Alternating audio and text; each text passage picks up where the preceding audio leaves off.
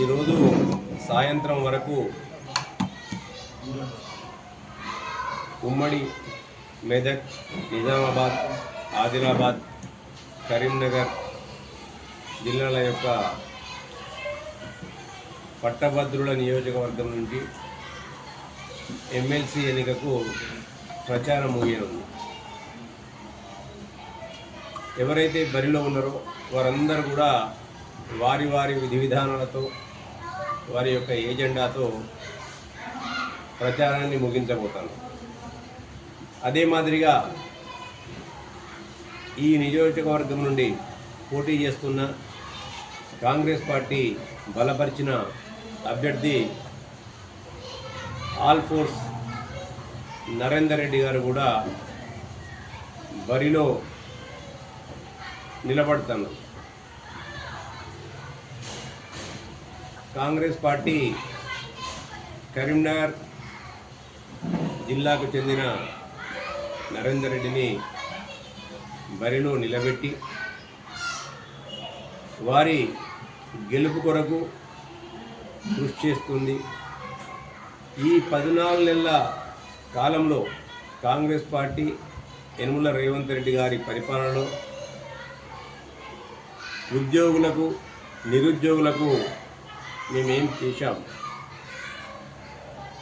వాళ్ళు మాకే ఎందుకు కోటేయాలి అని చెప్పి మేము వివరించడం జరిగింది. గత 10 సంవత్సరాల టీఆర్ఎస్ పరిపాలనలో ఉద్యమ సమయంలో ఇంటికో ఉద్యోగం ఇస్తామని చెప్పి కేవలం వాళ్ళ కుటుంబంలో 4 ఉద్యోగాలే తీసుకొని తెలంగాణ నిరుద్యోగ యువకులందరినీ కూడా ఏ విధంగా మోసం చేసిండో తెలంగాణ ప్రజలందరూ కూడా గమనించారు. నిరుద్యోగ యువకులు, విద్యావంతులు అందరూ కూడా గుర్తించారు. అంతేకాకుండా గత ప్రభుత్వంలో విశ్వవిద్యాలయాలు ఏ విధంగా నిర్వీర్యం కాబడ్డాయో వాటిని కూడా తెలంగాణ ప్రజలు గమనించారు. కేవలం ఎలక్షన్లప్పుడే నోటిఫికేషన్లు ఇచ్చి ఎలక్షన్లు అయిపోయిన తర్వాత నోటిఫికేషన్లను, నిర్వహించిన పరీక్షలను వివిధ కారణాల వల్ల ఏ విధంగా రద్దు చేసినరో తెలంగాణ ప్రజలందరూ కూడా గమనించారు. కాంగ్రెస్ పార్టీ హయాంలో ఫీజు రియంబర్స్మెంట్ పథకాన్ని ప్రవేశపెట్టి పేద బడుగు బలహీన వర్గాలకు అందరికి కూడా ఆర్థికంగా ఆదుకున్న పథకాన్ని ఏ విధంగా నిర్వీర్యం చేసినరో దాన్ని కూడా ప్రజలందరూ గమనించింది. గత ప్రభుత్వంలో రిటైర్మెంట్లే తప్ప రిక్రూట్మెంట్ లేని విధానాన్ని కూడా విద్యార్థులు, మేధావులు, నిరుద్యోగులందరూ కూడా గమనించారు. గత ప్రభుత్వంలో 10 సంవత్సరాల పరిపాలనలో ఈ రాష్ట్రాన్ని ఏ విధంగా అప్పుల పాలు చేసినారు, 7 లక్షల కోట్ల అప్పులు చేసి అవినీతి, అరాచకత్వాన్ని, ప్రజాస్వామ్యాన్ని ఏ విధంగా ఖూనీ చేసి ఒక నియంతృత్వ ధోరణిలో ఈ రాష్ట్రాన్ని పరిపాలించినరో ముఖ్యంగా నిరుద్యోగులు, ఉద్యోగులు, మేధావులు అందరూ కూడా గమనించారు. ఇవన్నీ చూసిన తర్వాత నిరుద్యోగ యువకుల యొక్క ఆత్మక్షోభను గ్రహించిన వారి కుటుంబాలు, వారి శ్రేయోభిలాషులు, అరే తెలంగాణ వస్తే ఈ రాష్ట్రంలో నిరుద్యోగం ఉండదన్నాడు, తెలంగాణ వస్తే మన రాష్ట్రం సుసంపన్నంగా వెలుగొందుతుందని చెప్పిండు. కానీ అవినీతి, అక్రమ, అరాచక, నియంతృత్వ, నిరంకుశ పరిపాలన కొనసాగుతుంది. మనం తెలంగాణ యువతకు అండగా ఉండాలని చెప్పి తెలంగాణ ప్రజలందరూ కూడా గత 14 నెలల క్రితం జరిగిన ఎన్నికల్లో కాంగ్రెస్ పార్టీకి అండగా నిలబడి యనమల రేవంత్ రెడ్డి గారికి ముఖ్యమంత్రిగా చేసి ఇవాళ ఈ రాష్ట్రాన్ని అన్ని రంగాల్లో ముందుకు తీసుకుపోవాలని చెప్పి వారి మీద నమ్మకంతో పట్టం కట్టింది. ఒకవైపు 10 సంవత్సరాల బీఆర్ఎస్ ప్రభుత్వ పాలన ఆ విధంగా ఉంటే కేంద్రంలో ఉన్న బీజేపీ పార్టీ. మోడీ గారు అనేకమైన మాటలు చెప్పిండ్రు. 56 ఇంచుల ఛాతీ పెట్టుకుని మోడీ గారు చాలా పెద్ద పెద్ద మాటలు, గొప్ప గొప్ప మాటలు చెప్పిండ్రు. సరే, బహుశా అందరి అకౌంట్లలో స్విచ్ బ్యాంకుల్లో ఉన్న నల్లధనాన్ని తీసుకొచ్చి అకౌంట్లో వేసిండు అనుకుంటా. అందుకే దాని గురించి ఎవరు మాట్లాడతారు ఈ మధ్యలో. అంతేకాకుండా సంవత్సరానికి 2 కోట్ల ఉద్యోగాలు ఇస్తా అని చెప్పిండు. ఇవాళ 2 కోట్ల ఉద్యోగాలు ఇచ్చింది వాస్తవమే అయినట్టయితే 11 సంవత్సరాల పరిపాలన కంప్లీట్ చేసుకొని ఇలా 12 సంవత్సరంలో అడుగుడబోతుంది కేంద్రంలో బీజేపీ ప్రభుత్వం మోడీ ఆధ్వర్యంలో. మరి 11 సంవత్సరాల్లో దేశవ్యాప్తంగా 22 కోట్ల ఉద్యోగాలు ఇవ్వాలి. మరి మోడీ గారు కనీసం 2 కోట్ల ఉద్యోగాలు ఇచ్చిండు. ఆ బండి సంజయ్ గారు, కిషన్ రెడ్డి గారు సమాధానం చెప్పాలి. ఇలా ఓటకు అడిగే ముందు బీజేపీ. ఇవాళ బీజేపీ నుంచి పోటీ చేస్తున్న అభ్యర్థి వారికి అనుకూలంగా అనేక మంది ప్రచారాలు చేస్తారు ఇవాళ. మరి నిజంగా కూడా ఎన్ని పార్టీలు మారినో ఒకసారి ఆలోచించాలి.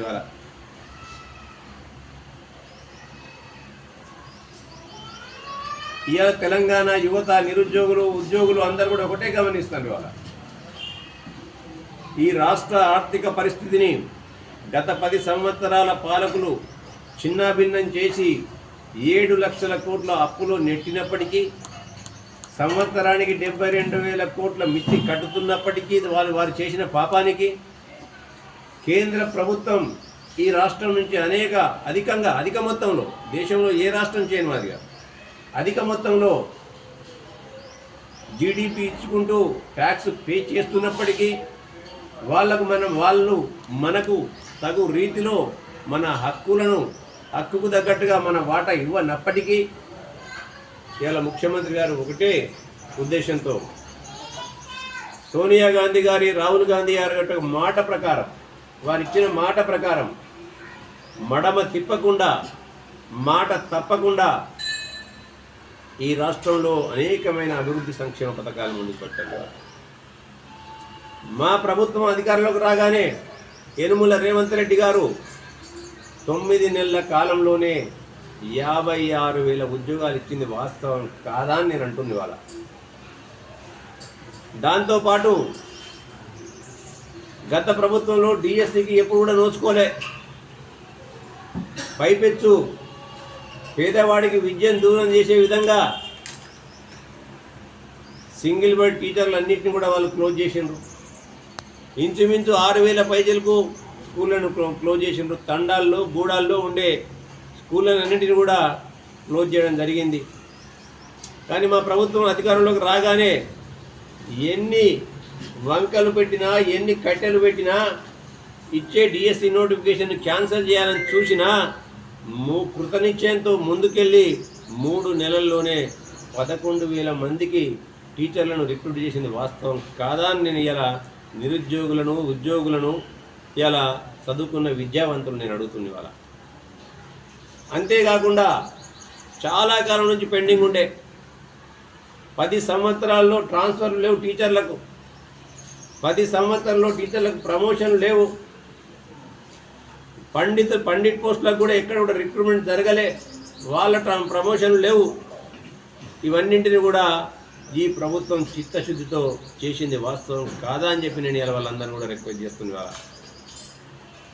దాంతోపాటు పేదవాడు చదువుకునే విశ్వవిద్యాలయాలను నిర్వీర్యం చేసి గత ప్రభుత్వం ఇవాళ ప్రైవేట్ యూనివర్సిటీలు ప్రోత్సహిస్తే రేవంత్ రెడ్డి గారి ప్రభుత్వం అధికారంలోకి రాగానే పేదవాడికి పెద్ద చదువులు దూరం కాకూడదని చెప్పి విశ్వవిద్యాలయాలను పునర్జీవింపే చేసే దిశగా ఇవాళ వైస్ ఛాన్సలర్ను అపాయింట్ చేసి వాటికి తగిన ఫండ్స్ను అలొకేట్ చేస్తుంది వాస్తవం కాదా అని నేను అడుగుతుంది. ఇవాళ ఏ ప్రభుత్వం కూడా 100% విద్యావంతులకు ఉద్యోగాలు ఇవ్వలేదు, కానీ వారిని గాలికి వదిలిపెట్టలేదు. కాబట్టి ఒక వినూత్నమైన ఆలోచనతోని, టాటాలతోని, మహీంద్రలతోని మాట్లాడి ఇవాళ స్కిల్ యూనివర్సిటీని, సింగపూర్ వారితో మాట్లాడి స్కిల్ యూనివర్సిటీని తీసుకొచ్చి ఒక డిగ్నిటీ ఆఫ్ జాబ్కు దానికి ఒక దానికి ఒక సార్థకత చేకూర్చే మాదిరిగా ఆ కోర్సులన్నింటినీ కూడా ప్రవేశపెట్టి చదువుకున్న ప్రతి వాడు తన కాళ్ళపైన తను నిలబడాలి, ప్రైవేట్గానో తన సొంత కాళ్ళ పనిలో జాబ్ చేసుకోవాలని చెప్పి ఇలా ఈ దేశంలో ఎక్కడ లేని విధంగా ఒక స్కిల్ యూనివర్సిటీని ఏర్పాటు చేసింది వాస్తవం కాదా అని నేను అంటున్నా. అది కళ్ళ ముందు కాలాడుతుంది వాళ్ళ. అంతేకాకుండా దేశంలో ఎక్కడ లేని విధంగా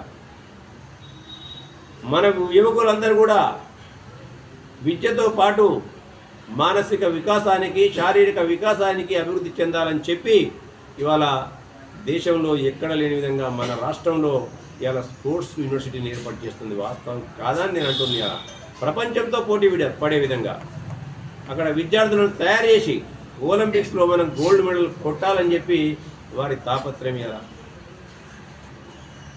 ఇవాళ జాబ్ క్యాలెండర్ అంటే కేవలం ఒక యూపీఎస్సీ ఇస్తుంది, ఫలానా నెలలో నోటిఫికేషన్ వస్తుంది, ఫలానా నెలలో ఎగ్జామ్ ఉంటుంది, ఫలానా నెలలో రిజల్ట్ ఉంటుందని చెప్పి. కానీ ఈ రాష్ట్ర ప్రభుత్వం ఉద్యోగాల నియామకాల కొరకు ఇవాళ జాబ్ క్యాలెండర్ను కూడా డిక్లేర్ చేసింది. వాస్తవం కాదని నేను అంటున్నా.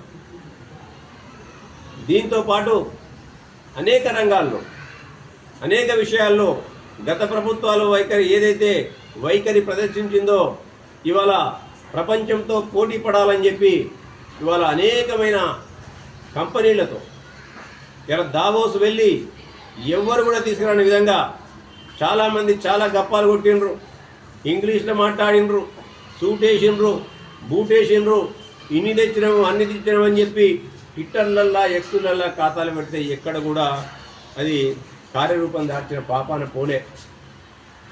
కానీ గౌరవ ముఖ్యమంత్రి రేవంత్ రెడ్డి గారు, మా శ్రీధర్ బాబు గారు వెళ్ళి ఒకటే దెబ్బకు 1,85,000 కోట్ల రూపాయల పెట్టుబడులు తీసుకొచ్చి ఇక్కడ ఉద్యోగ అవకాశాలు కల్పించాలని చెప్పి ఎంత కృతనిశ్చయంతో ఉన్నారో మీ అందరు కూడా తెలిసి వాళ్ళ పైపెత్తు నిన్న మొన్న మాట్లాడుతాడు కేటీఆర్ గారు. ఎక్కడికి పోయినా ప్రజలు మా వెంటనే ఉన్నారు. కేసీఆర్ గారిని ఓడగొట్టి మేము తప్పు చేసినాం, కేసీఆర్ గారే ముఖ్యమంత్రి కావాలని కోరుకుంటాను అని చెప్పి కేటీఆర్ గారు మాట్లాడుతారు.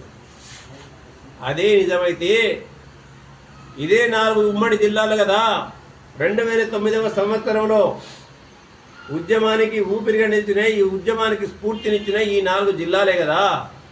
మెదకు, నిజామాబాద్, ఆదిలాబాద్, కరీంనగర్ జిల్లాలు అంటే ఉత్తర తెలంగాణ జిల్లాల్లో ఈ 4 జిల్లాలు ఆ రోజు ఉద్యమానికి అండగా నిలబడ్డాయి. ఇవాళ 2009లో జరిగిన 2009 కంటే ముందు 2004లో జరిగిన ఎన్నికల్లో ఏదైతే లోకల్ బాడీ ఎలక్షన్ జరిగితే జిల్లా పరిషత్ చైర్మన్ గెలిపించినాం, నిజామాబాదు, కరీంనగర్, మెదకు ఒకటే ఒక ఓటుతో పోయినాం, ఆదిలాబాద్లో 5-6 గెలిచినాం, తర్వాత ఇక్కడ ఎమ్మెల్యేలు గెలిచినాం, ఎంపీలు గెలిచినాం. నీవు చెప్పిందే నిజమైతే కేటీఆర్ గారు, మరి ఇక్కడ నుంచి పట్టభద్రుల ఎలక్షన్ నుంచి మీ అభ్యర్థి ఎక్కడా అని చెప్పి నేను అడుగుతున్నా. ఎందుకు నిలబెట్టలేదు అని నేను అడుగుతున్నా. నీవు చేసిన అవినీతి అక్రమాలన్నీ కూడా బట్టబయలైతుంటే ఆల్రెడీ మీ చెల్లె ఢిల్లీలో కళ్ళమ్మిన పాపానికి ఇవాళ ఈడీలు, సిబిఐలు ఇవన్నీ కూడా అందులో ఆరోపణలు ఎదుర్కొంటున్న తరుణంలో ఇవాళ తిహాడ్ జైల్లో ఉన్న సందర్భంలో ఇవాళ అవన్నీ కూడా మీ చెల్లొచ్చి చెప్పినట్టున్నది.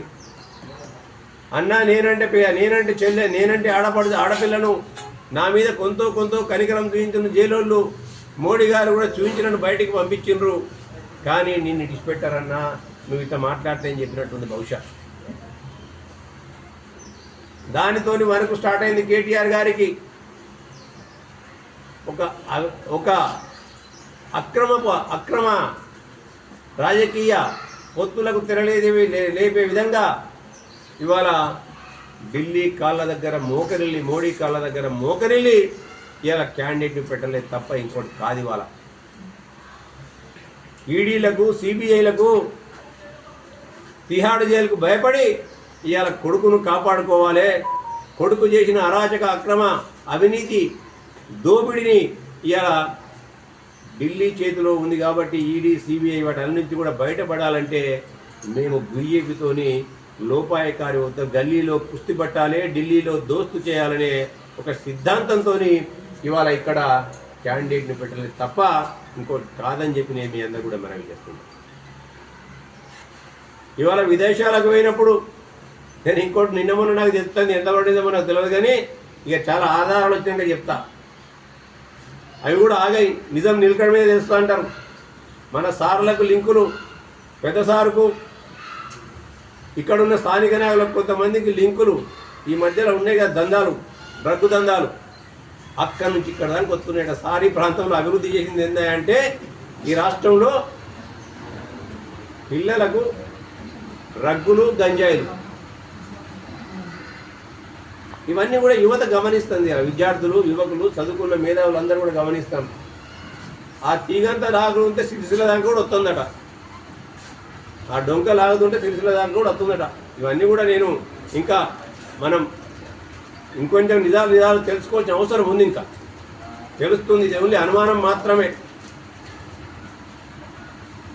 ఇవన్నీ కూడా ఇటువంటి పరిపాలన కొనసాగించిన గత ప్రభుత్వం ఇంత కుయుక్తితోని చిల్లర రాజకీయాలకు తెరలేపే విధంగా బీజేపీ పార్టీకి ఇవాళ తమ శ్రేణులను ఓటేయాలని చెప్పి ఇలా పురమాయిస్తుందట. పురమాయిస్తుంది ఎందుకంటే ఈ యొక్క లోపాయకార ఒప్పందం అర్థమవుతుంది ప్రజలందరూ కూడా. కాబట్టి నేనందరికీ కూడా ఒకటే విజ్ఞప్తి చేస్తున్నా, పట్టభద్రుల ఓటర్లకు, ఉపాధ్యాయులకు, ఎవరికైతే విద్యార్థులు, మేధావులు మీరందరూ ఉన్నారో, ఆర్థిక వ్యవస్థ చిన్న భిన్నంగా ఉండి ఇంత కష్టకాలంలో కూడా గౌరవ ముఖ్యమంత్రి గారు ఒక చిత్తశుద్ధితోని, ఆత్మశుద్ధితోని, తూచా తప్పకుండా, మాట తప్పకుండా, మడమ తిప్పకుండా ఇవాళ ఈ రాష్ట్ర యువత భవిష్యత్తు కొరకు బంగారు బాటలు వేయాలనే ప్రయత్నం చేస్తుంది. ఇవాళ ఎక్కడ లేని విధంగా దేశంలో బీసీ కులగణన చేపట్టి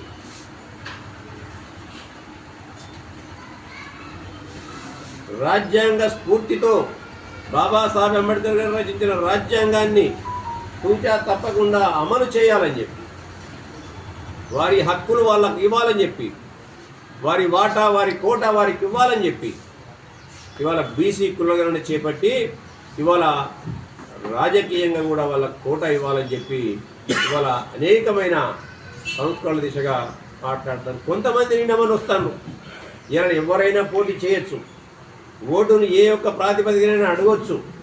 కానీ ఇలా నేను కూడా ఒకటే రిక్వెస్ట్ చేస్తున్నా, ఇవాళ ఒక సాహసోపేతమైన నిర్ణయంతో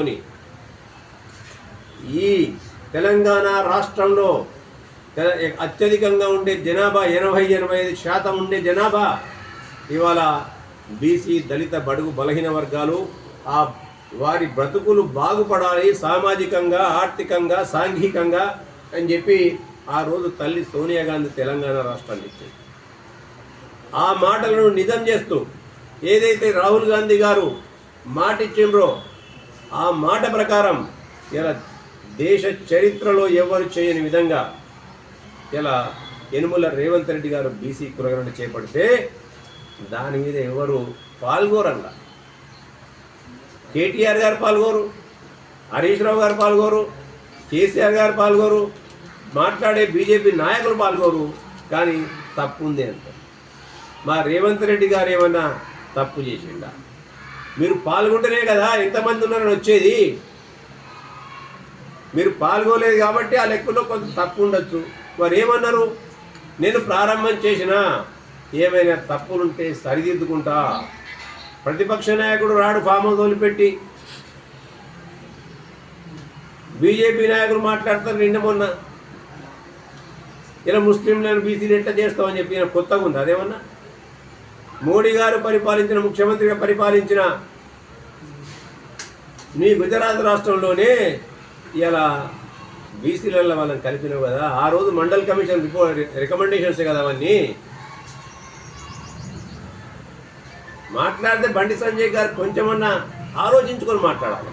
మరొక గొప్ప పదవిలో ఉన్నారు ఇలా, సంతోషం. వాళ్ళు మన ప్రాంత బిడ్డ మంచి పదవిలో ఉన్నాడు. కానీ ఆ పదవికి అందం తేవాలి. ఆలోచన రహితంగా మాట్లాడద్దు. ఇలా నువ్వు రాయి కొడుతీవి, ఆ రాయి ఎవరో ఇది పోయి మీ మోడీ గారికి జరిగింది.